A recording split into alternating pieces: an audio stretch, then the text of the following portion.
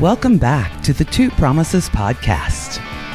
Let's dive right into another exciting adventure with BD and crew as he pursues his new passion of one day finding the best, most epic bourbon. The Two Promises team sends their special thanks to Hobie and the Huckleberries for that masterful theme music.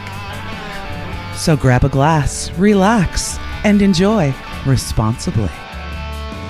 Baby says she's leaving if I don't stop drinking wine. So I switched to whiskey, now I'm feeling fine. Drinking that smooth, smooth whiskey. No more wine. I like straight bourbon. Baby, you try the ride. Welcome back, everyone, and thanks for tuning in. Thanks for following my journey. I would like to just state that I do apologize for not being as active on my socials lately. I know that's a big way that we have been communicating and keeping up to date on new podcasts, what's going on and everything, so I do apologize for that. But now that the holidays are kind of past us and we're a little bit more settled here, I do intend to beefing up those socials and getting all of our stuff back integrated so that we can really have a dialogue and engage the way I've kind of always intended to. Again, thanks for your support, especially through the holidays. I know there's been tons of stuff that everyone has been just going through. The holidays are a tough time for everyone, and plus with everything going on in the world, it just makes everything more difficult. So we've had a lot of different topics so far, and the theme has been make bourbon medicine again, right? The journey that I went on was about learning healing, and not just physical healing, but also kind of mental healing, emotional healing, spiritual healing, soul healing, however you want to kind of break it down. So that was the heartbeat behind this entire project and the start of this entire project. This episode, I'm intending to be slightly more introspective. So the feel of it, I believe, is going to be different from what you guys have experienced so far. And what I'd like to do is just kind of more ask questions that you can stew on. Rhetorical questions, whatever, so that you can kind of tease out some areas in your life that might be affecting you subconsciously without you even knowing it. Some areas in your life that your behaviors are greatly ingrained, and it's so subconscious that you might not even know it. Again, everyone's different, everybody's in a different place, and for me, it's one of those things where it's like I just kind of need constant reminders of some of the things I've learned before or some of the truths, but also to reevaluate and see if I still feel the same way as I have before, now that I have more information, now that I have new experiences, now that I have more frames of references, I have more knowledge. One thing that I've been excited to talk about at some point is just kind of the difference between knowledge in and of itself and then also understanding and how those things can work together. But the topic of today's episode really is fear. Fear. And I mean, it's hard to talk about fear without talking about some of the things that we're, say, deathly afraid of. So whenever you look at, say, Indiana Jones, for instance, he was deathly afraid of snakes. So that affected how he could perform his day-to-day duties if he found himself around snakes. So we have those things where it just, as soon as we see it or exposed to it, the response is immediate. You can look at these as phobias and things like that. But really what I'm mostly curious about, I mean, one, obviously you should know that and recognize it, but what I'm mostly concerned about are the day-to-day fears or the real fears, anxieties, and stuff that might cause you to avoid things. And especially with COVID, that's brought a lot of us to thinking about some of these fears, not just what we're afraid of in terms of our own mortality, but also our fears of what other people think and believe. So if your day-to-day fears could vary from person to person. It could be as simple as how COVID is in fact transmitted. and whether masks are effective, whether they are or they're not, all these things that we have seen back and forth through the media and this whole pandemic. But there's information on the topic, but there's also belief on the topic. And the belief is going to motivate the behavior way more than the data is or the information. So what are the day-to-day fears? Maybe not being able to provide for your family. If you're the primary breadwinner and all of this turmoil is going on, you have stress in your life because you're considering, well, what if my job goes away? Or what if I get injured? Or what if I come down with COVID and I'm not able to provide for my family? Could be single moms, could be, dual income families, could be anything. But these are some real fears that cause all of us to behave in different ways. That motivates our day-to-day behavior, what we do, what activities we engage in, what thoughts we put into our mind, and also what we read or any media that we take in. Other fears could be like, what if you live with someone who is known to be extremely temperamental, maybe even abusive, if they drink too much or if they are on too many substances or whatever. These are very real fears that we have to really deal with. But the topic that I'm really kind of mostly interested in with this topic of fear right now is, what fears do we subconsciously associate with interacting with people who are different from ourselves? Whether that's just a different belief system, a different appearance, a different lifestyle. What do you believe about them that affects your day-to-day life? For instance, stereotyping. Like, what do you believe about alcoholics? If you're someone who is not familiar with an alcoholic, what are your beliefs about alcoholics? Or someone with PTSD? What does your experience, your life experience, and that includes all the media you've consumed, who you've met that have maybe dealt with alcohol abuse or drug abuse or anything like that, and if you have not had real personal experience with them, I encourage you to challenge your belief system about it. And the reason I say that is because I did not know what PTSD looked like or what an anxiety attack looked like or felt like, even if I had experienced the symptoms of them. Let that sink in. I did not know what, say, a stress disorder or an anxiety attack looked like, even though I was experiencing it, even though I was living through it. So there's a lot of behaviors that are adapted that people may not even realize or see them for what they are. So another place that I'd really like to challenge you is to ask yourself, how do you see people who seek truth in different places from where you seek truth?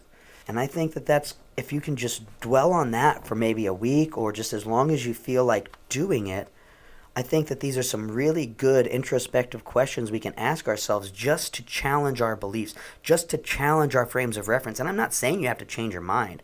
I'm not saying you need to move to anybody else's feelings or belief system, but in order for us to understand the complexities of these issues that are facing society, especially in light of this pandemic, it's very important for us to explore areas that would challenge us, that would challenge our comfort zones and our belief systems, and just to see what else is out there. Easy ways to do this is find a book by an author that you disagree with, or on a topic by an author that you disagree with, or anything like that. Or go look for information in a place that you would not normally look. Watch news from a different country. There's all kinds of things that we can do with all of this technology around us, and that's great ways to expose yourselves to things that you just don't think to think about. This is a huge world, and it's really incredible. Also, what types of things are there in, like, say, not media like news media and journalistic media and reporting media, but what about media like entertainment media? What types of portions of those do you find scary? Are you afraid of, like, say, a zombie mutation that causes a widespread sickness? Are you afraid of, alien invasion? And not just, oh, it's a scary movie, but like, you would be deathly afraid, or you would have to completely change your life if something like that happened, obviously. But even if it's not real, but it could be perceived as real, that can affect your ideas and your behaviors about life in general and your actions. And then also how you feel about death, how you feel about the afterlife, how you feel about our purpose, our meaning, what we're on this planet for. There's a lot of reasons that people can be afraid of things, and a lot of times their behavior is influenced by fear, even if it's about something different from what is present in the conversation or the room or whatever when a reaction is made. I don't know if that makes sense, but sometimes a fear that we hold can cause us to behave completely different in a scenario that it's very illogical for that behavior to kind of be in.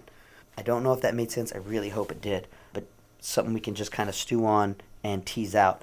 So there's conscious and subconscious reactions, and excavate down. The more you can kind of excavate down, go back, kind of see, why do you act this way? Why do you respond this way? What caused that? Then you can keep going back. Okay, well, how did I get so triggered by that? Okay, this happened repeatedly. Okay, well, why did this happen repeatedly? Or what was the event that catalyzed that started that was the inception or incident of that level or that layer? Because again, we're excavating, we're going deeper and deeper and deeper.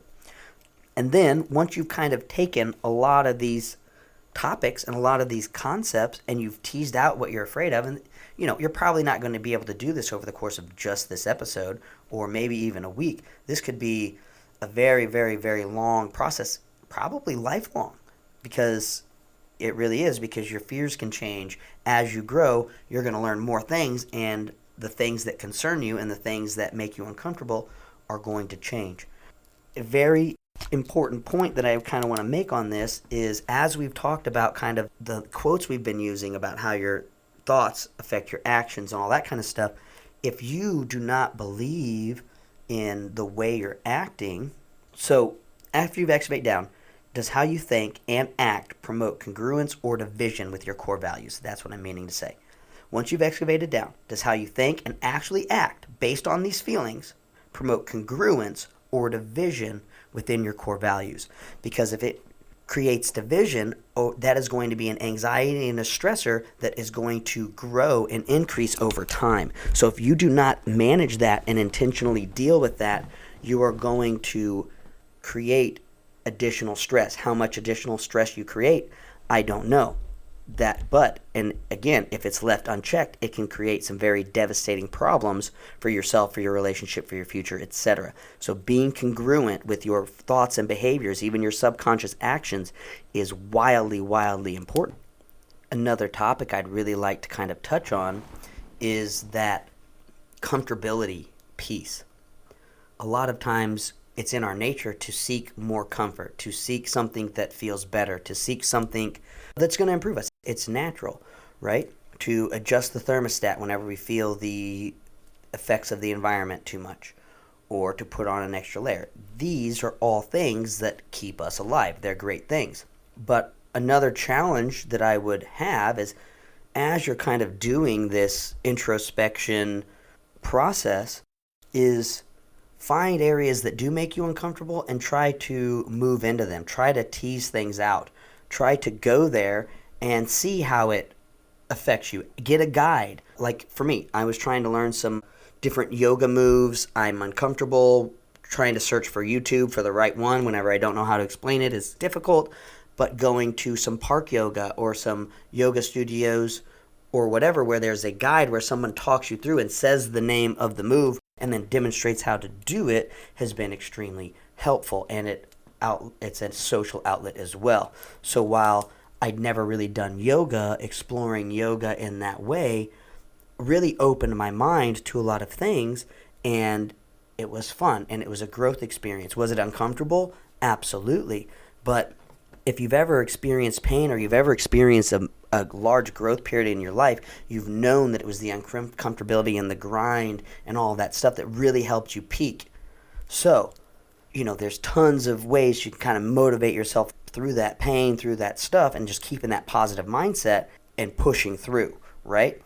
And then once you hit those little parts of victory or whatever, those little peaks, even if it's short-lived, you still have that really like that feedback loop, a chemical, serotonin and dopamine, all that kind of stuff that's going to pump out and say, cool, successful, good job, you have succeeded. So these are all very positive things to recognize that, and then to also, accept that. Let yourself enjoy the victory.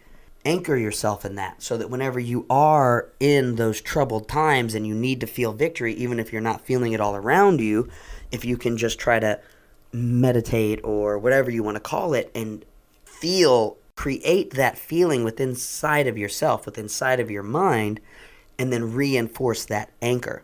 And then you can kind of feel victory even in the valleys, even in the storms, even in those areas where you are afraid, you do feel surrounded, but it's just a mindfulness tool that you can add to your toolbox to get yourself through some of these tough times. And also it will promote more congruence because you are acting, and it's going to promote also more confidence because you're seeing, one, I am doing something and it is having a positive impact on my situation. Then that fuels more activity. I've heard it described as the bear cycle. So we're talking about fear. Let's talk about a bear, okay? A big, scary bear. So fight or flight, we think about a bear. But bear in this context is positive. It's a way that we can remember these positive feedback loops. Okay, so bear. I've heard it in some, positive motivational seminars. And so if you haven't had the opportunity to go some of those, or you have not found that in your kind of education throughout your life, well, I'd like to pass that on to you here. It's been something that I've been able to communicate with some of my friends, colleagues, etc., to kind of help us stay motivated in some of the times where we might be kind of emotional or not feeling our best. So bear. B stands for beliefs, which eventually trigger emotions. So the emotions that you have about something, you're going to believe something strongly, which is going to create an emotion. You can have an emotion about it. The stronger that emotion, the more fuel you're going to have for actions. Actions are what is actually going to bring about the results. You can believe something, you can have intentions, you can have meetings, you can talk about it, you can stew on it, you can write plans, but unless you take the action to implement those strategies, those techniques, those tools, and this could be as small as just in your interpersonal relationships, implementing your own communication tools, if you're on a communications journey to improve your communication, right? So beliefs, beliefs about something are going to be catalysts for your emotions. How you utilize your emotions and how you channel and use your emotions spurring into action is what's going to generate results. Now, a lot of times we want to have a one-for-one exchange. If we take an action, we want to receive something back. But the reality is you're not going to see a one-for-one exchange. You're not going to see that if I do A, I'm going to receive B every single time. Sometimes you have to do A 10,000 times and you only get a B, 500 times, right? But you still, if you believe in it, which you should because you're taking an action on it, and then that's, again, challenge your beliefs. Do you still believe that way? What can you do better? How are your resources? How are your tools? Do you need to grow more? Did you drop part of the cycle that might have been useful, and then now that you circle back around that, boom, now you reset on that big growth or momentum track. So again, there's a lot that can go in it, but if you could do me a favor or do yourself a favor in some of this mindfulness and teasing out and getting down to your core values and your core beliefs, because that really is what's going to be the baseline for your reducing stress, reducing anxiety, and I would like to say mental resilience. I think that's a good way to put it, is mental resilience. So congruence and mental resilience are extremely, extremely, extremely interrelated. So I just really wanted to bring it back around because this episode is about fear. So take an inventory of your fears. Write them down, if you will. Write them down. Think about the things you're deathly afraid of, your phobias that create the immediate response. Think about the day-to-day fears that you just act on subconsciously without even knowing it. When you lock your cars, how you hold your keys whenever you're alone in a dark parking lot, anything like that. How do your fears or your anxieties or your concerns affect your behaviors? And then, again, circle back to your perception of other people and their beliefs, and how does that modify your behavior, or even just your thoughts about them and around them, and then how you talk to them and interact with them. So these are a handful of things. Again, this episode was more about just taking personal inventory and getting honest with yourself. We've talked about honesty either on this podcast or whenever I've been a guest on other podcasts. So take this time and take this episode to use it as a workbook, to use it as a worksheet. And again, what you do with the knowledge is what's going to bring that result. And since we're kind of on it, we have knowledge, which is really just kind of potential. It's a potential power. It's a potential for something. Now, whenever you have understanding, that's where you can see how that knowledge relates with a lot of the things around it. So it's great to be knowledgeable in an area, and it's great to be an expert, and I love experts, and I seek them out. I crave them. But without other parts of the puzzle, it's going to be very difficult to synthesize and act on information from a variety or a myriad of experts. So again, understanding is how the information or knowledge that you have, how that applies with the world around us and with the relationships between ourselves, each other, our political systems, our organizational structures, our, Mother Nature, the planet itself, the ocean, all of these things. So now I know I'm kind of rambling a little bit, but I'm going to wrap it up. I just want you to do your introspection, and if you feel like it, or just casually think about it throughout this thing. The more you put into this, the more you're going to get out. Just the fact that you've showed up on this episode, just the fact that you've listened, just the fact that you've stayed tuned in shows me that you are motivated, that you are seeking, that you do. You care about yourself, you care about your mental state, you care about the world around you, and you care about growth and excitement and learning more and becoming the best version of yourself wherever it is that you are in that journey. And sometimes we just need a little bit of motivation, a little bit of pick me up, just from a friend who can say, hey, I've been where you're at. I've been where you're at. So now that you've seen your fears and you've analyzed your fears, you can recognize the fears in others. And then once you've recognized where other people are afraid, you can go to work to help reinforce their fears. So now instead of it being just an introspective exercise, now you can turn that around. You can look out into your external environment. You can look for where other people might be afraid. And if you're like, oh, I'm not afraid of that, that does not scare me, or I've already worked through that fear, you can go bring your shield over to them, and maybe they just need to vent. Or maybe they're looking to help grow through that fear. The potentialities are endless, but whenever we can get true with ourselves and we can be honest with ourselves and we can analyze our behavior and why we react or believe something about someone else and challenge that and then say, well, let me try to support them. Let me try to sow some goodness into their life. Let me try to reduce some of their fears. Let me try to reduce some of their anxieties. And then once you're realizing that and seeing that, you're going to see it just more and more and more prevalent all around you. So I just want to say thank you all very much for tuning in. I hope you enjoyed this episode. We have a very special guest that should be coming on for our next episode. I'm super excited. We've been talking about a lot of self-care. So we have Julie, who has been quite the expert in her industry whenever it comes to therapies, and I'm excited to let her tell her story. I do not want to steal her thunder, but she has been on a personal growth journey, a business journey, and just really become a champion in the very short time that I've known her. So I am super excited to interview her so that you all can hear her story as well. Thank you all very much. You have a wonderful week, and I look forward to chatting with you all soon. Take care. Bye. Thank you for joining us today on this curious roller coaster of life. If this is your stop, please exit peacefully and enjoy the rest of your day. If you're ready for another one, just push play. A final note before you go: thank you. And thank you for feeling. The distillation and aging process is different for everyone. I'm not quite sure what you're ready for, so please sip slowly and enjoy responsibly. Baby says she's leaving if I don't stop drinking wine. So I switched to whiskey, now I'm feeling fine. Drinking that slow whiskey.